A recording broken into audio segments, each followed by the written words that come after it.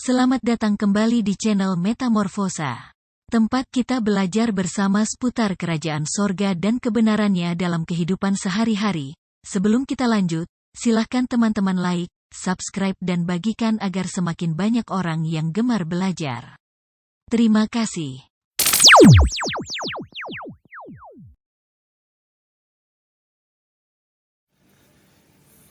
Tema pelajaran kita kali ini adalah notulen kerajaan sorga. Pertama-tama kita harus mengerti bahwa salah satu pendekatan untuk memahami Alkitab adalah dengan melihatnya sebagai sebuah kisah kebenaran kekal yang utuh, yaitu kisah tentang Elohim sebagai raja segala raja, tentang anak-anak raja yang sekaligus sebagai rekan kerja atau mitranya dalam mengerjakan sebuah mega project, dan juga tentang kerajaan atau pemerintahan dengan bumi sebagai teritori barunya. Jadi, Alkitab bukanlah kumpulan dari buku yang tak terhubung antara satu dengan yang lain. Dan sebagaimana biasanya sebuah kisah, tema utama ada di awal cerita, lalu kemudian dijabarkan dalam halaman selanjutnya hingga mencapai akhir kisah pada bab atau lembar terakhir. Nah, dalam video kali ini kita akan belajar dari kisah tersebut dengan mencoba memahami inti cerita dengan melibatkan pemikiran kreatif, imajinatif, dan intuitif untuk mengungkap apakah isi notulen rapat pertama yang terjadi di kerajaan sorga. Nah, pada hari-hari pertama penciptaan, Alkitab tidak memberi keterangan bahwa terjadi diskusi di sorga sebelum Elohim menciptakan semua yang dia ciptakan sejak hari pertama hingga hari kelima. Namun pada hari keenam, Alkitab secara implisit menuliskan bahwa Elohim mengadakan rapat. Kebenaran ini ditunjukkan dalam frasa, "Baiklah kita menciptakan manusia menurut gambar dan rupa kita," sebagaimana terdapat di dalam Kejadian pasal 1 ayat yang ke-26.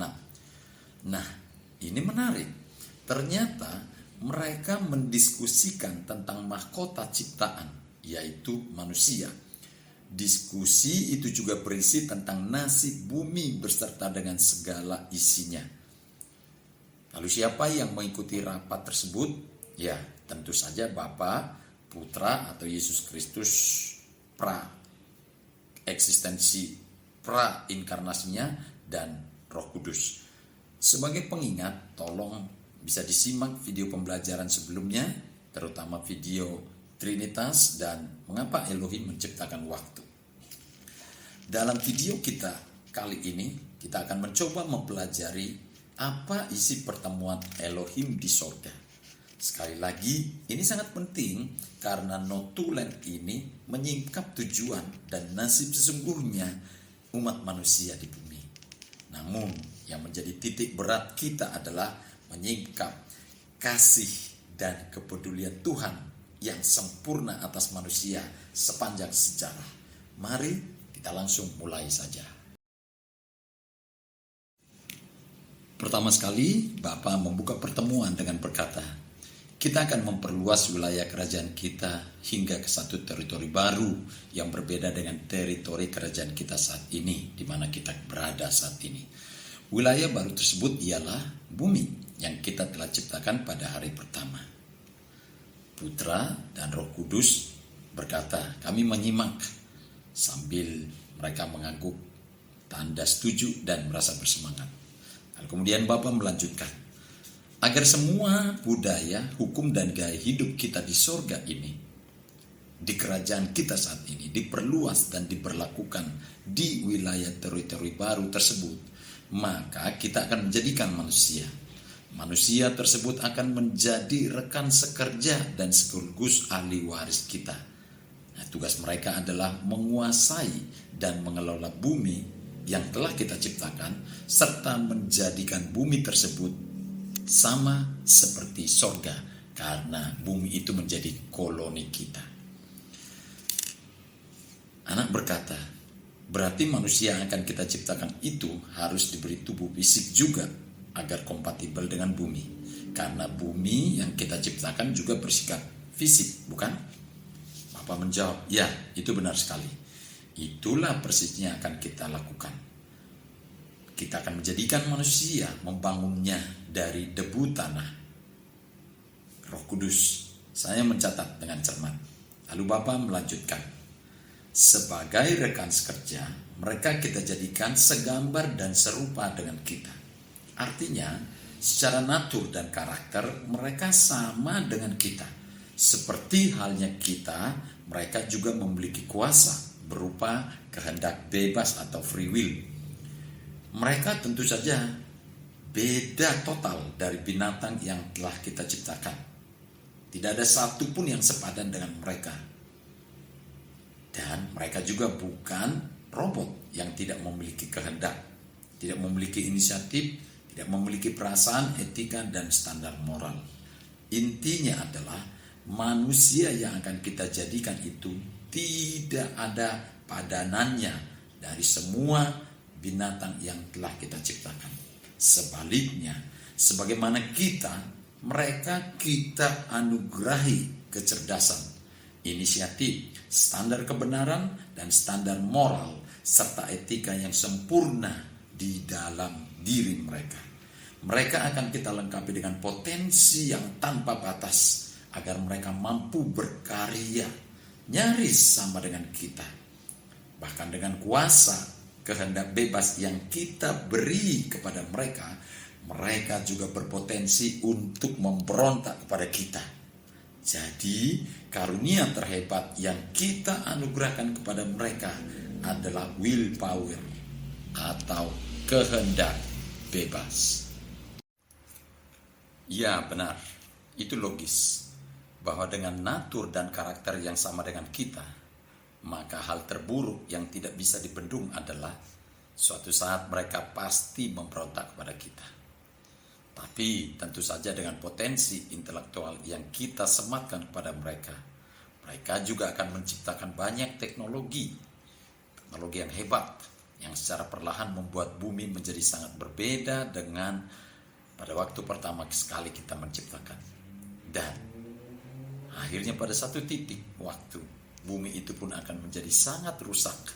Mereka akan mengeksploitasinya sedemikian rupa hingga akhirnya tidak layak huni lagi. Putra dan Roh Kudus manggut-manggut. Bapak melanjutkan, ya, pada akhirnya kita akan melenyapkan bumi tersebut dan kita akan menciptakan bumi yang baru dan langit yang baru. Roh Kudus memberikan pendapat, saya sudah melihat bahwa memang suatu saat mereka akan memberontak kepada kita. Mereka akan memilih merdeka, bebas dari kita. Nah, ini yang kita bahas secara sempurna saat ini. Makanya kita mengadakan rapat ini. Memang demikianlah nanti kenyataannya. Mereka memberontak kepada kita. Itu adalah resiko yang telah kita perhitungkan dengan sempurna. Namun, karena mereka adalah anak kita, mereka adalah raja-raja kecil, kita adalah raja segala raja. Tentu saja mereka tidak akan mampu mengalahkan kita. Mereka pasti merasa telah mengalahkan kita, sebagian dari mereka. Tetapi kitalah raja, kitalah penguasa. Kuasa atas segala sesuatu, atas hidup mereka tetap ada di tangan kita. Demikian kata Bapa. Diskusi mereka semakin seru. Kemudian Bapa melanjutkan. Nah, berkaitan dengan antisipasi pemberontakan mereka kepada kita, maka dari sekarang ini kita sudah siapkan dengan sempurna segala solusi dan strategi yang dibutuhkan untuk menjawab serta menyelesaikan semua kejadian terburuk tersebut.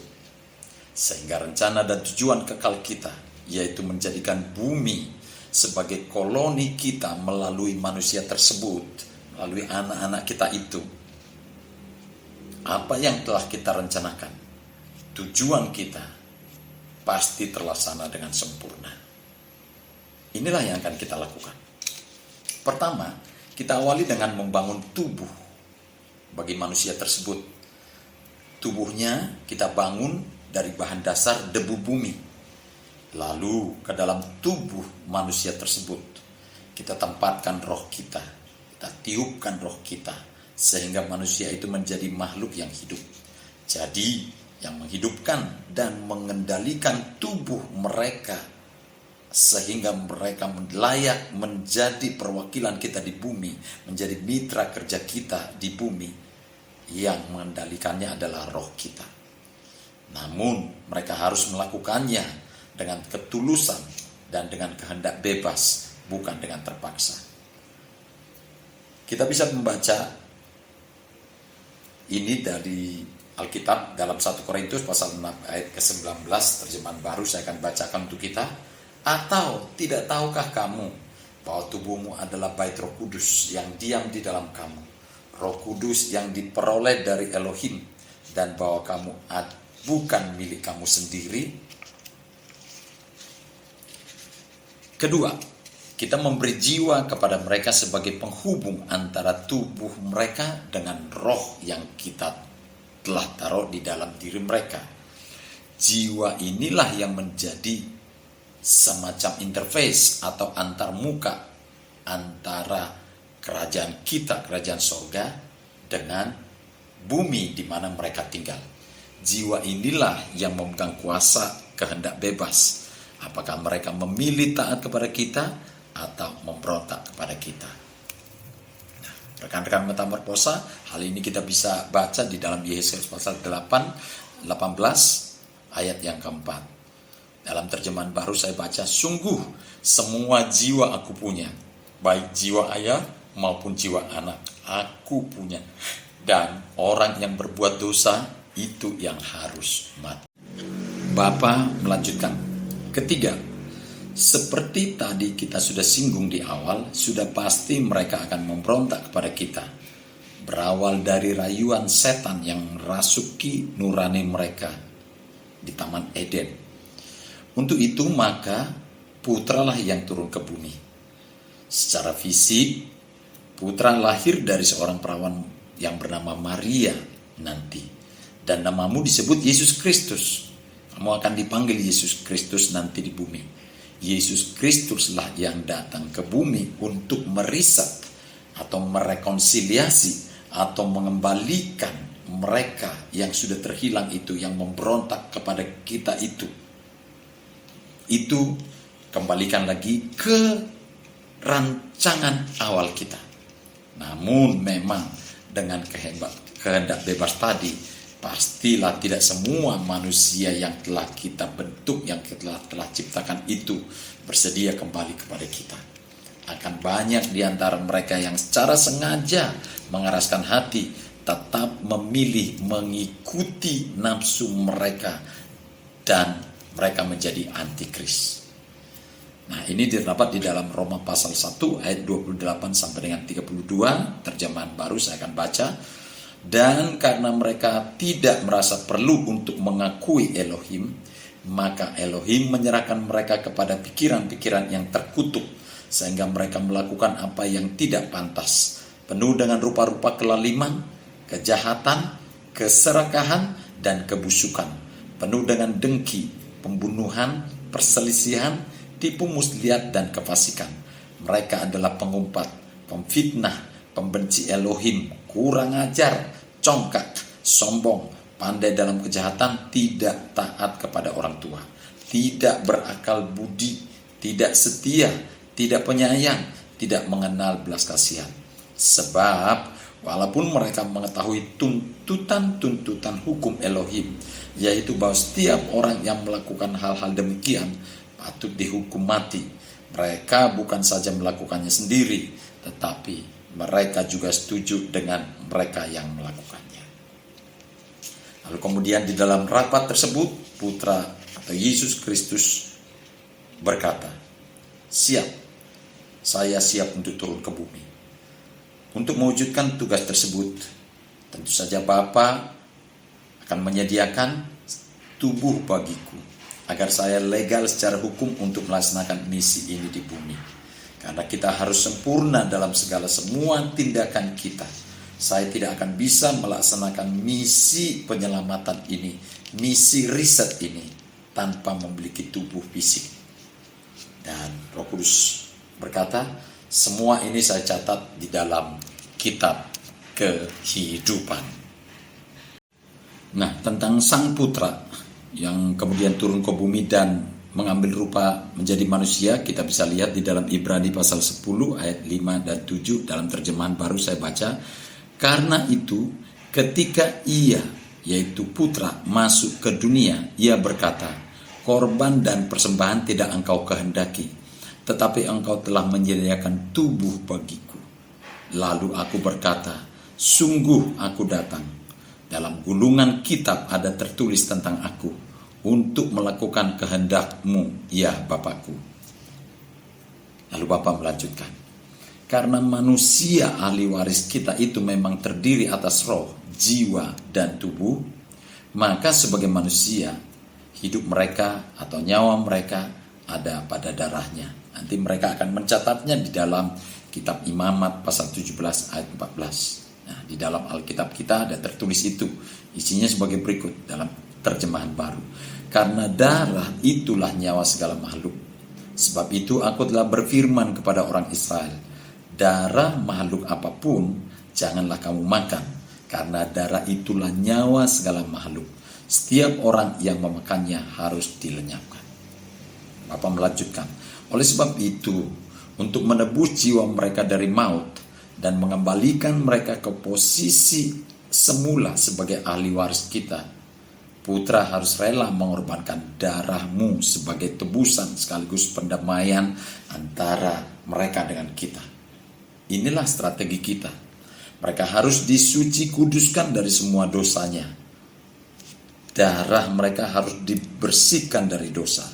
Dan untuk mewujudkan itu, darah-Mu lah yang menjadi tebusannya. Semua dosa mereka harus ditimpakan kepadamu, hingga tubuh-Mu yang suci itu harus mati.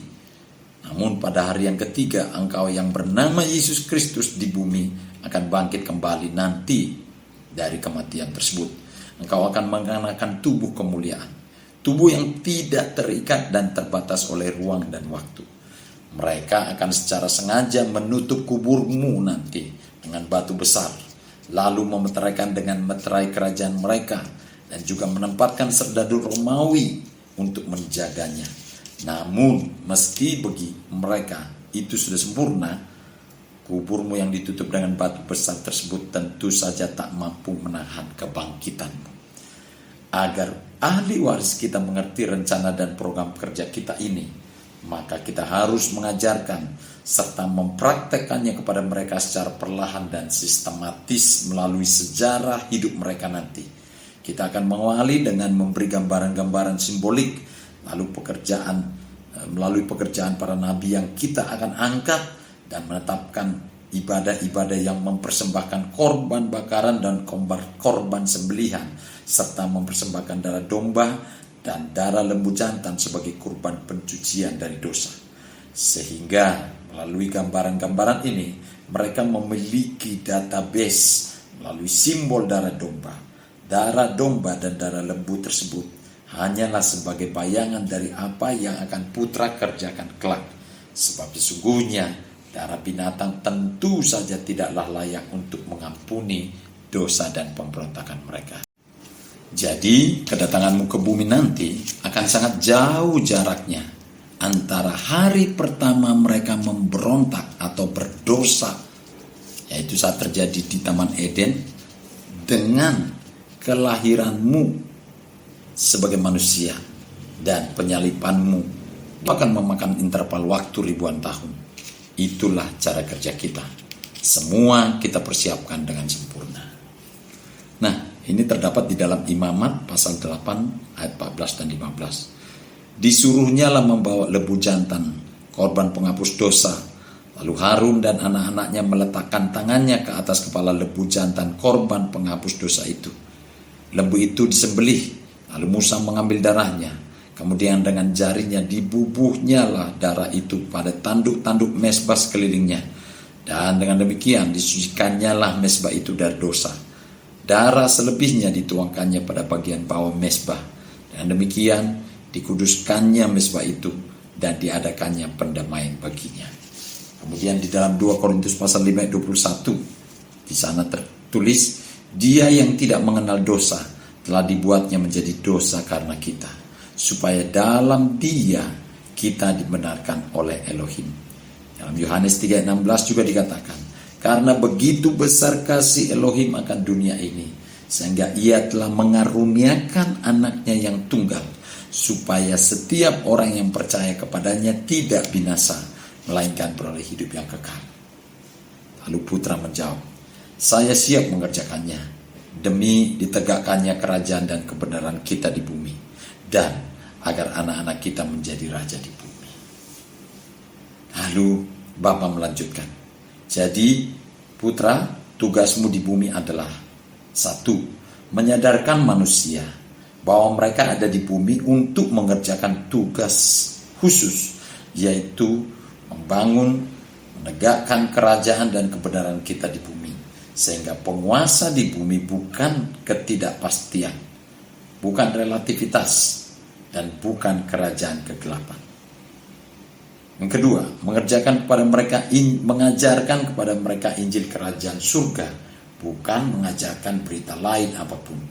Dan yang ketiga, menegakkan kembali identitas mereka sebagai penguasa bumi, bukan bangkit dari kubur, putra, yaitu Yesus Kristus kembali ke surga ini. Dan untuk memastikan tujuan kita atas bumi tercapai, Roh Kudus akan turun ke bumi, masuk ke dalam hati setiap manusia yang percaya kepada Yesus Kristus. Demikianlah cara kerja kita nanti. Itulah yang akan kita lakukan bagi manusia. Dalam Kejadian pasal 1 ayat 26 sampai 28 terjemahan baru, berfirmanlah Elohim, baiklah kita menjadikan manusia menurut gambar dan rupa kita, supaya mereka berkuasa atas ikan-ikan di laut dan burung-burung di udara, dan atas ternak, dan atas seluruh bumi, dan atas segala binatang melata yang merayap di bumi. Maka Elohim menciptakan manusia itu menurut gambarnya, menurut gambar Elohim diciptakannya dia, laki-laki dan perempuan diciptakannya mereka. Elohim memberkati mereka, lalu Elohim berfirman kepada mereka, beranak cuculah dan bertambah banyak, penuhilah bumi dan taklukkanlah itu. Berkuasalah atas ikan-ikan di laut dan burung-burung di udara, dan atas ternak, dan atas segala binatang yang merayap di bumi. Sekarang kita tiba kepada kesimpulan. Elohim adalah penguasa tunggal dan mutlak atas seluruh alam semesta. Elohim menempatkan rencana dan tujuan serta program kerja yang sempurna atas semua yang Dia ciptakan dan jadikan. Dengan demikian sesungguhnya berdasarkan notulen kerajaan surga tadi, kita mengerti apa arti dari kalimat Bapa mengerti, Bapa peduli, yaitu Dia mengetahui apa yang akan terjadi kepada kita jauh sebelum kejadian itu terjadi, dan Dia sudah menyediakan jawabannya bagi kita dan memastikan semua yang kita butuhkan untuk mewujudkan rencana dan tujuannya terlaksana sempurna dan amin. Di satu sisi, notulen kerajaan surga ini mencerahkan pikiran kita bahwa masa depan kita sebenarnya sudah selesai di masa lalu, yaitu di dalam kekekalan, jauh sebelum dunia ini Dia ciptakan dan juga jauh sebelum kita Dia jadikan. Maka tidak ada ketakutan, tak ada keraguan, dan tak ada relativitas. Nah, sahabat Meta Perkosa, inilah sebagian dari notulen rapat Elohim di sorga yang berhasil saya uraikan. Semoga menginspirasi. Sampai bertemu di video berikutnya. Jangan lupa subscribe dan share agar semakin banyak anak-anak kerajaan yang gemar belajar. Tuhan memberkati.